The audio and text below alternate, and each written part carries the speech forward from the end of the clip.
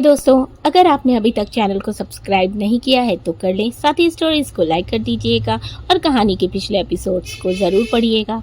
एक हफ्ते बाद रुद्र को अस्पताल से डिस्चार्ज कर दिया जाता है। वैसे तो डॉक्टर अभी उसे डिस्चार्ज करने के लिए बिल्कुल तैयार नहीं थे। वो कुछ दिन तक और अस्पताल में रहने को बोल रहे थे, लेकिन रुद्र की जिद के कारण उन्हें उसे डिस्चार्ज करना पड़ता है। लेकिन उन्होंने रम्या और बाकी घर वालों के साथ रुद्र को काफ़ी स्ट्रिक्ट हिदायतें दी थी कि रुद्र बिल्कुल भी अपने हाथ को ना हिलाए, वो चले फिरे ना और ज़्यादा से ज़्यादा रेस्ट करे। रम्या ने डॉक्टर की एक एक हिदायत को ध्यान से सुना था। रुद्र घर आ जाता है। शारदा जी ने उसका रूम नीचे ही शिफ्ट कर दिया था ताकि रुद्र को ज़्यादा परेशानी ना हो और वो आराम से हॉल में आकर सबके साथ बैठ सके। उसे बार बार सीढ़ियाँ उतरनी चढ़नी ना पड़े। रम्या रुद्र को डिनर कराकर मेडिसिन देती है और उसे आहिस्ता से बेड पर लेटा देती है और उस पर ब्लैंकेट डालकर बोली, चलिए अब अच्छे बच्चों की तरह सो जाइए। ये बोल वो वहाँ से जाने लगी तो रुद्र उसका हाथ पकड़कर बोला, तुम कहाँ जा रही हो? रम्या, वो हम सोफे पर सोने जा रहे हैं। रुद्र आईब्रो रेज करके, और वो भला क्यों? यहाँ बेड पर जगह कम है जो तुम सोफे पर सोने जा रही हो। रम्या, अरे नहीं, ऐसी बात नहीं है। वो अगर हम यहाँ सोए और गलती से भी आपके हाथ पर लगा तो? डॉक्टर ने अभी बहुत एहतियात करने को कहा है। आपको ज़रा भी नहीं हिलाना है अपने हाथ को, तो इसीलिए आप आराम से सो जाइए। हम सोफे पर सो जाएंगे। आपको कुछ भी चाहिए होगा तो हमें आवाज़ दे दीजिएगा, हम तुरंत उठ जाएंगे। रुद्र, जो कब से चुपचाप रम्या की बातें सुन रहा था, गहरी सांस भरकर बोला, हो गया तुम्हारा, बोल दिया। चलो अब चुपचाप आकर बेड पर लेट जाओ। मेरा राइट शोल्डर इंजर्ड है, लेफ्ट नहीं। रम्या थोड़ी परेशानी से बोली, रुद्र जी, आप समझ नहीं रहे। हम नहीं चाहते कि हमारी वजह से आपको और तकलीफ हो। पहले ही आप हमारी वजह से इस हाल में हैं, इसीलिए हमें काउच पर सोने दीजिए और आप आराम से सो जाइए। वो जाने लगती है। रुद्र फिर उसकी कलाई पकड़ लेता है। रम्या नागवारी और नम आंखों से उसे देखती है। रुद्र, अगर तुम मेरी बात नहीं मानोगी तो मैं तुम्हारी बात क्यों मानूं? बोलो।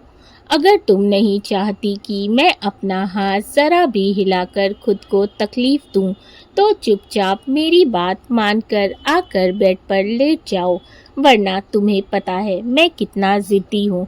रम्या अच्छे से जानती थी कि रुद्र जो बोलता है वो करता भी है, इसीलिए उसके पास आखिरी कोई ऑप्शन नहीं बचता और वो चुपचाप आकर रुद्र की लेफ्ट साइड लेट जाती है। रुद्र उसे अपने करीब कर उसके बालों में हाथ फिराते हुए बोला, तुम पास रहोगी तो हर दर्द हर तकलीफ सह लूँगा, लेकिन अगर तुम दूर चली जाओगी तो ये तकलीफ नहीं सह पाऊँगा। प्लीज़ कभी मुझसे दूर मत जाना। रम्या उसके सीने पर सर रख बस उसके दर्द को महसूस कर रही थी। उसकी आंखों में आंसू थे। रुद्र मुस्कुराते हुए बोला, और किसने कहा कि तुम मेरे इस हालत की जिम्मेदार हो? हाँ, तुम तो मेरी इन चलती सांसों की जिम्मेदार हो। मैं तो जिंदा ही तुम्हारे लिए और तुम्हारी वजह से हूँ। रम्या मासूमियत से सर उठाकर उसे देखती है तो रुद्र प्यार से उसके माथे को चूम लेता है। रम्या की आंखें खुद ब खुद बंद हो जाती हैं। कितना सुकून था उसकी बाहों में। रुद्र मुस्कुराते हुए बोला, चलो सो जाओ अब। रम्या हल्के से मुस्कुराकर आंखें बंद कर लेती है। दोनों एक दूसरे की बाहों में सुकून से सो जाते हैं। सुबह कार्तिक और सुमेर रुद्र से मिलकर ऑफिस चले जाते हैं, क्योंकि अब कुछ महीनों रुद्र बेड रेस्ट पर था।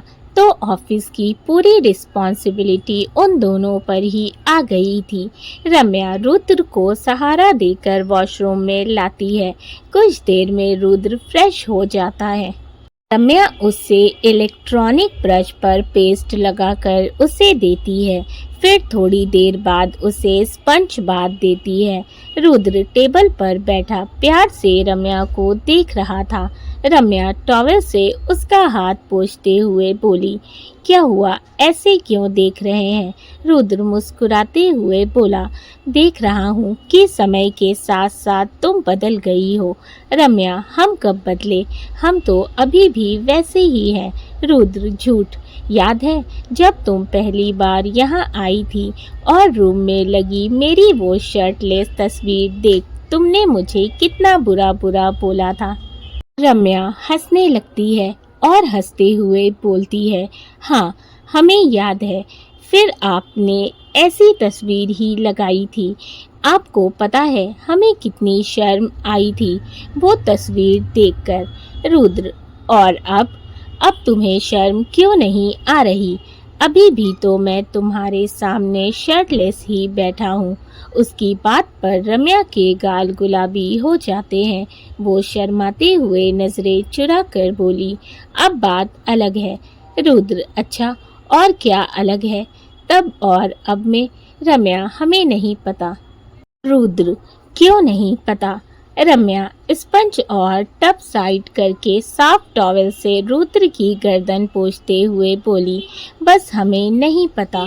रुद्र को उसे परेशान करने में बड़ा मज़ा आ रहा था। वो फिर बोला, लेकिन तुम्हें पता होना चाहिए। रम्या गुस्से से, आप क्या सुनना चाहते हैं हमारे मुंह से? रुद्र मुस्कुराते हुए, वही जो तुम बोलना नहीं चाहती। रम्या, पहली बात, ना तो हमें कुछ पता है और ना ही हम कुछ बोलना चाहते हैं। चलिए उठिए, आपको ब्रेकफास्ट भी करना है और मेडिसिन भी लेनी है। उसके नाराजगी से फूले हुए चेहरे को देखकर रुद्र को हंसी आ जाती है। रम्या उसे आराम से अंदर लेकर आती है और बेड पर बैठाती है। सोफिया उनका ब्रेकफास्ट रूम में ही ले जाती है। रम्या प्लेट लेकर उसके आगे बैठती है और छोटे छोटे निवाले बनाकर उसे खिलाने लगती है। रुद्र खाते हुए बोला, तुम भी खाओ। रम्या, पहले आप खा लीजिए, हम थोड़ी देर बाद खा लेंगे। रुद्र थोड़ी नाराजगी से, मैंने कहा ना अभी खाओ मेरे साथ। तब उसे खिलाने के साथ रम्या खुद भी खाने लगती है। इसी तरह दोनों का ब्रेकफास्ट हो जाता है। ऑफिस में सुमेर काम में पूरी तरह से डूबा हुआ था। सानवी उसे देखकर बोली, सर लंच ब्रेक हो गया है, आप भी लंच कर लीजिए। सुमेर काम करते हुए बोला, बाद में कर लूँगा। सानवी थोड़ा घबराते हुए बोली, सर खाली पेट काम नहीं करना चाहिए। उसकी बात पर सुमेर फाइलों से सर निकालकर उसकी तरफ देखता है। सानवी हड़बड़ाते हुए बोली, ऐसा मैं नहीं, लोग कहते हैं। सुमेर कुछ पल उसके चेहरे को देखता है, फिर फाइल बंद करते हुए बोला, ठीक है खाना लगाओ, मैं फ्रेश होकर आता हूँ।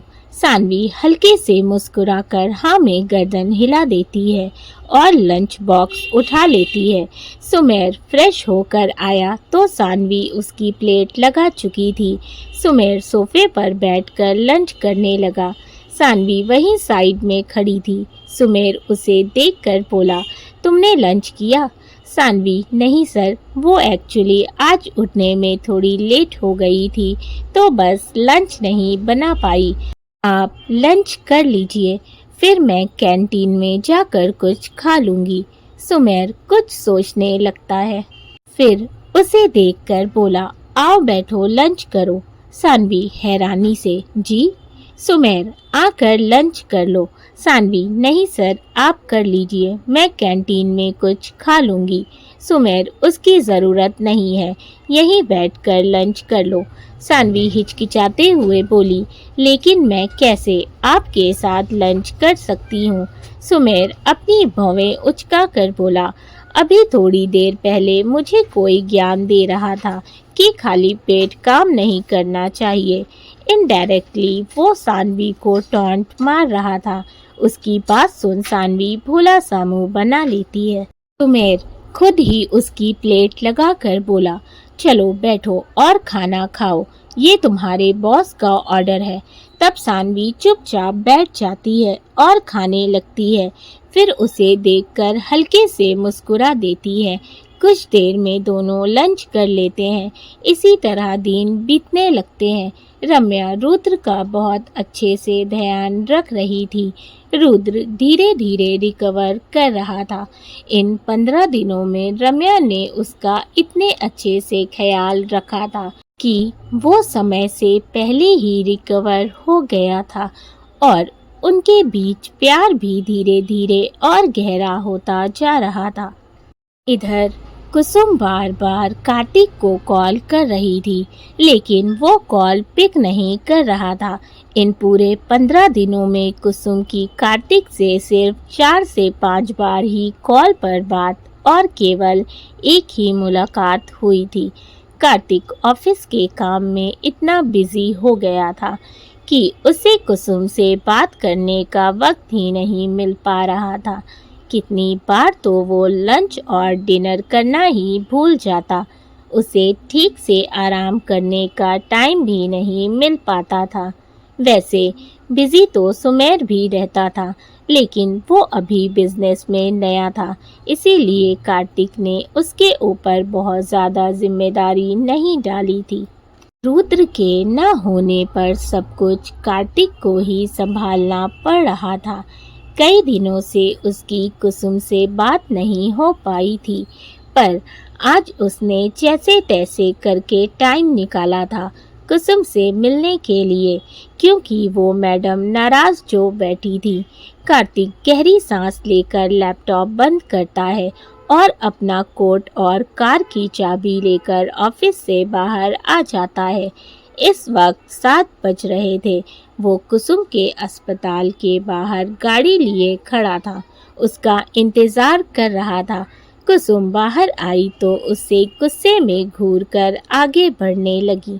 कार्तिक ये देखकर समझ जाता है कि वो उसकी सोच से भी ज्यादा नाराज है।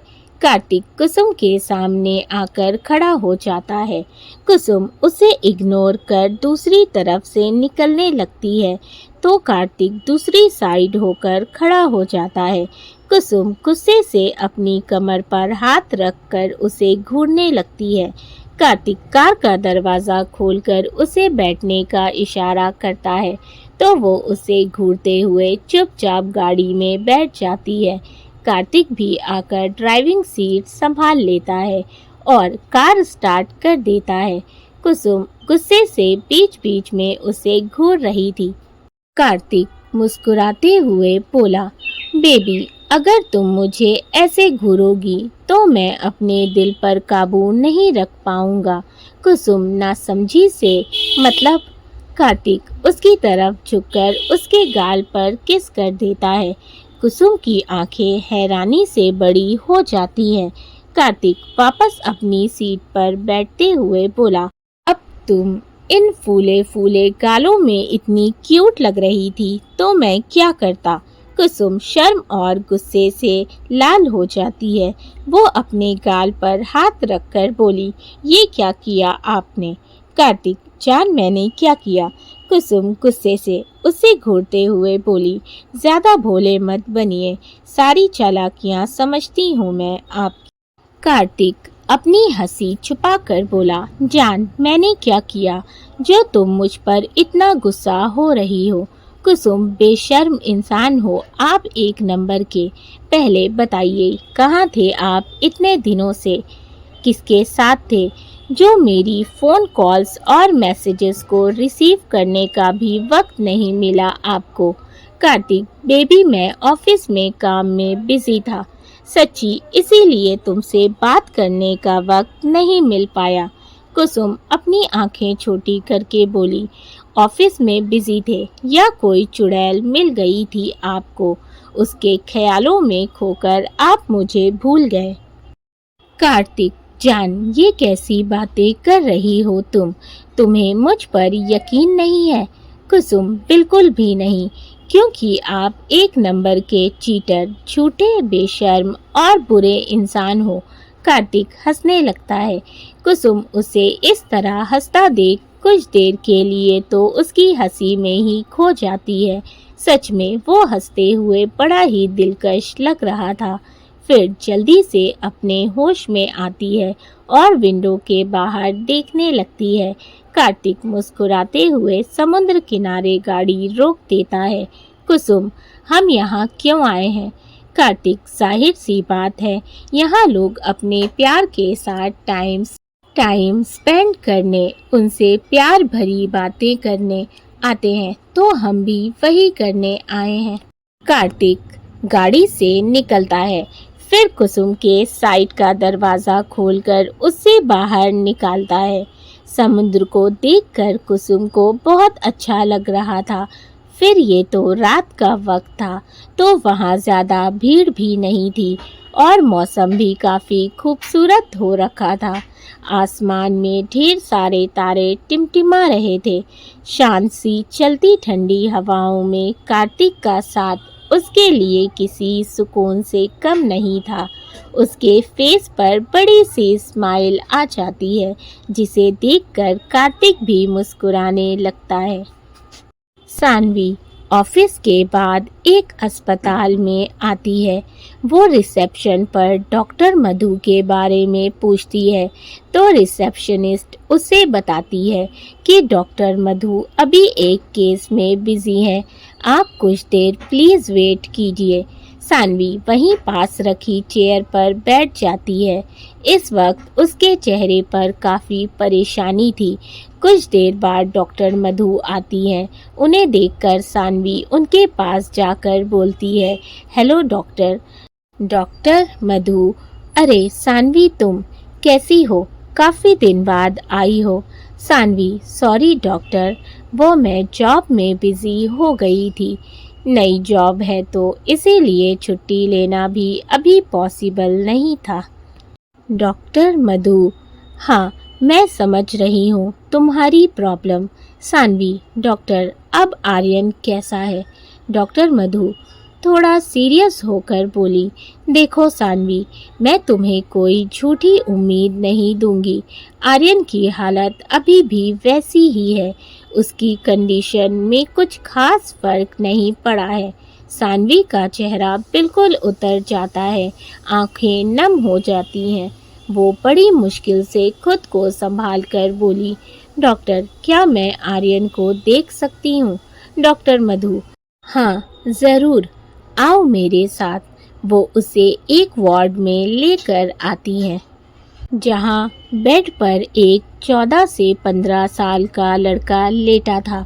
उसके मुंह पर ऑक्सीजन मास्क लगा हुआ था और उसकी आंखें बंद थी। वो कई सारी मशीनों से घिरा हुआ था, जाने कितने ही दिनों से गहरी नींद में सो रहा था, क्योंकि वो कोमा में था। उसे देखकर सानवी की सारी हिम्मत जवाब दे जाती है और वो मुंह पर हाथ रखकर रोने लगती है। डॉक्टर मधु उसके कंधे पर हाथ रखकर उसे दिलासा देते हुए बोली, सानवी हिम्मत रखो, तुम ऐसे कमज़ोर नहीं पड़ सकती, और वहाँ से चली जाती है। सानवी चलती हुई आर्यन के पास आती है और उसके बेड के पास रखे स्टूल पर बैठ जाती है। वो आर्यन का हाथ अपने हाथों में लेकर रोते हुए बोली, आर्यन प्लीज़ बच्चा, जल्दी ठीक हो जाओ। मुझसे नहीं देखी जा रही तुम्हारी ये हालत। मेरे पास तुम्हारे अलावा और कोई नहीं है।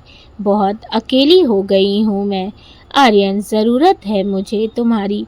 प्लीज़ बच्चा, अपनी दी के लिए जल्दी से ठीक हो जाओ।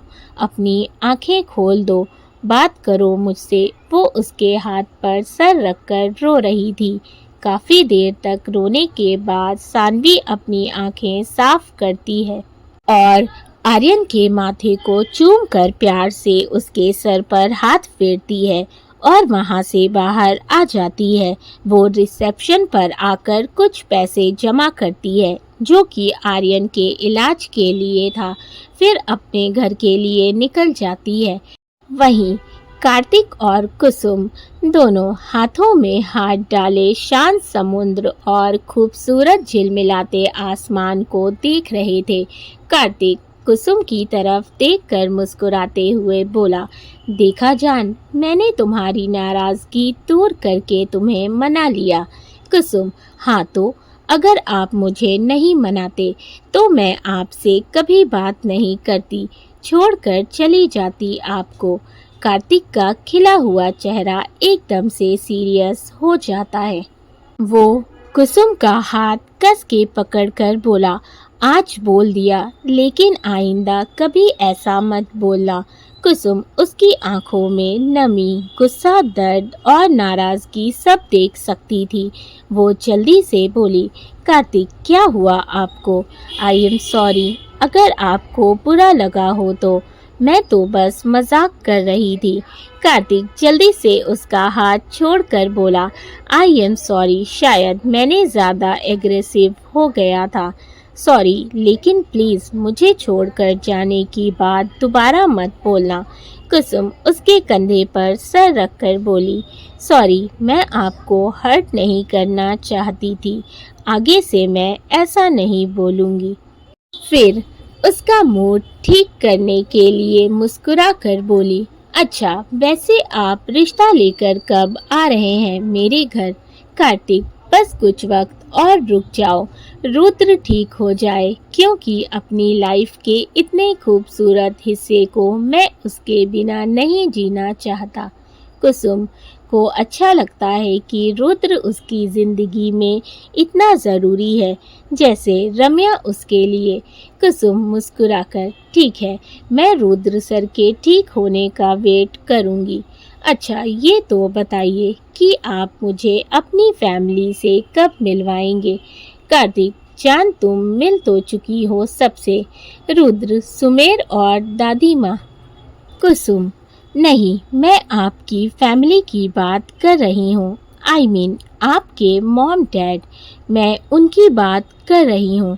मॉम डैड का नाम आते ही कार्तिक का जो मूड अच्छा हुआ था वो फिर से पूरा बिगड़ चुका था।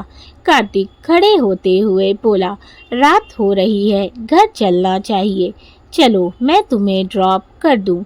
कुसुम उसके बदलते हुए बिहेवियर से थोड़ा हैरान होती है। वो कुछ बोलती उससे पहले कार्तिक जाकर गाड़ी में बैठ जाता है तो वो भी आकर बगल वाली सीट पर बैठ जाती है। कार्तिक गाड़ी स्टार्ट कर देता है। इस वक्त उसका चेहरा फिर से सख्त हो गया था। कुसुम कुछ बोलने को होती है, तभी कार्तिक बोलता है, जान अभी कुछ मत बोलना प्लीज़, मेरा मूड बिल्कुल ठीक नहीं है और मैं नहीं चाहता कि मैं तुम पर ज़रा भी गुस्सा करूं। बहुत मुश्किल से मैंने खुद को संभाला हुआ है। कुसुम बस उसे देख रही थी। कार्तिक, तुम सोच रही होगी कि अचानक ये मेरा मूड क्यों बिगड़ गया, तो उसकी बहुत बड़ी वजह है, लेकिन अभी मैं तुम्हें कुछ भी नहीं बता सकता, मुझे थोड़ा वक्त चाहिए। कुसुम को ये सुनकर थोड़ा बुरा लगता है कि कार्तिक अपनी खुशी तो उसके साथ शेयर कर सकता था, लेकिन अपना दर्द, अपना दुख अभी भी उसके साथ नहीं बांट सकता था। वो कुछ नहीं बोलती और नम आंखों से चुपचाप बाहर देखने लगती है। दोस्तों, कहानी अच्छी लगी हो तो वीडियो को लाइक कर देना, चैनल को सब्सक्राइब कर लीजिएगा, साथ ही अपने फीडबैक मुझे ज़रूर दें। Thank you for watching and keep supporting. Love you all.